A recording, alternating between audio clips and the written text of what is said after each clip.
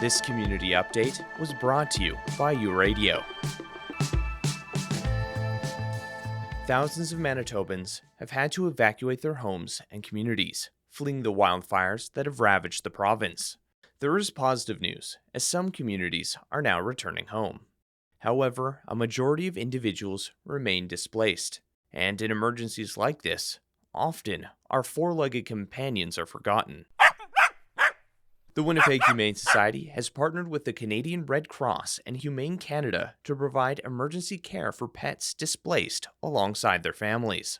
Carly Peters is the Director of Communications and Marketing at the Winnipeg Humane Society. In early June, we opened up a temporary pop-up shelter at the St. Norbert Community Center where people could bring their pets and we could provide them the same care and comfort that they would get here at our Hearst Way location, as well as families could go and visit their animals, take them out and spend some time with each other so that there wasn't that bond wasn't broken. 34 animals have come through the shelter.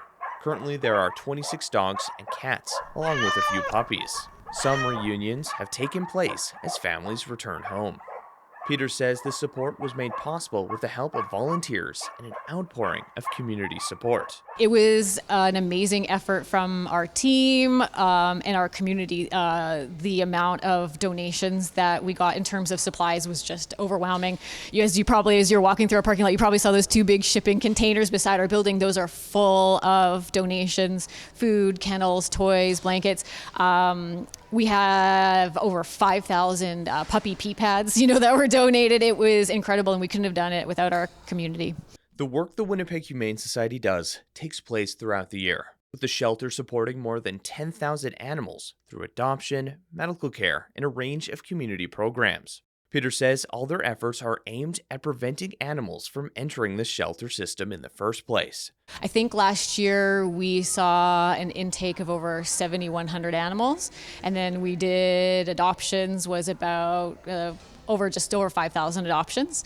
So they're coming in and they're going out. So some of the other numbers are like either they got returned to their owner or they got transferred to another shelter. But so we're doing great in terms of getting animals out, but we're also getting a lot of animals in. Peter says cost of living and situations outside an owner's control are contributors to surrenders. Veterinary care, that would be the number one reason we are seeing surrenders. I would say the numbers are roughly around 75% of owner surrenders of their dogs and about 50% of owner surrenders of cats have been because people can't afford vet care.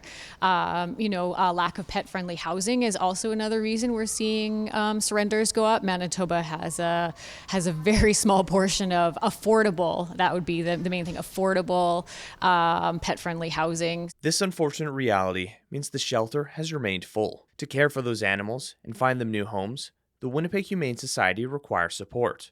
That's why creative fundraising efforts like Pets on Pints comes in, a collaboration with local brewery Good Neighbor. So last year was our first year, and we had always kind of toyed around with it'd be really cool to do like a beer, but obviously very hard to do as a shelter. We don't know anything. So we connected with Good Neighbor, and our values just align, that community response, that love of local, and it was just really a great fit. So we did it last year. We had an insane response. We were overwhelmed with the response, actually. With over 1,400 entries last year, the campaign raised critical funding while bringing the community together around their shared love of animals. Pets on Pints, which is open until June 27th, has pet lovers submit photos of their animal companions for a chance to be featured on a limited edition beer label.